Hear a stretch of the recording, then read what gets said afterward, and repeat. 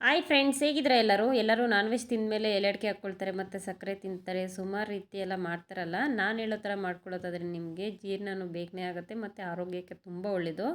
ನಾನೀಗ ಸೋಂಪು ತೊಗೊಂಡಿದ್ದೀನಿ. ಸೋಂಪು ಎಷ್ಟು ತೊಗೊಂಡಿದ್ದೀನಿ ಅಷ್ಟೇ ಕಲ್ಲು ಸಕ್ಕರೆ ತೊಗೊಂಡಿದ್ದೀನಿ.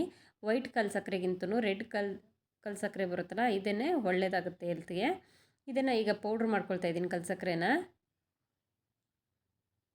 ಈಗ ಪೌಡ್ರ್ ಮಾಡಿಕೊಂಡು ಅದನ್ನು ಮಿಕ್ಸಿಗೆ ಹಾಕ್ಕೊಂಡಿದ್ದೀನಿ. ನಾವು ಎಷ್ಟು ಕ್ವಾಂಟಿಟಿ ಕಲ್ಲು ಸಕ್ಕರೆ ತೊಗೊಳ್ತೀವೋ ಅಷ್ಟೇ ಕ್ವಾಂಟಿಟಿ ಸೋಂಪನ್ನು ತೊಗೊಂಡಿದ್ದೀನಿ. ಇದನ್ನು ಗ್ರೈಂಡ್ ಮಾಡ್ಕೊಂಬರೋಣ ಈಗ. ಏನಕ್ಕೆ ಉಪಯೋಗ ಇದು ಅಂದರೆ, ನಿಮಗೆ ಮಟನ್ನು ಚಿಕನ್ ಎಲ್ಲ ತಿಂದಮೇಲೆ ಅಥವಾ ಹೋಟ್ಲಲ್ಲಿ ನಿಮಗೆ ಸೋಂಪು ಕೊಡ್ತಾರೆ, ನೋಡಿದ್ದೀರ ಅಲ್ವಾ.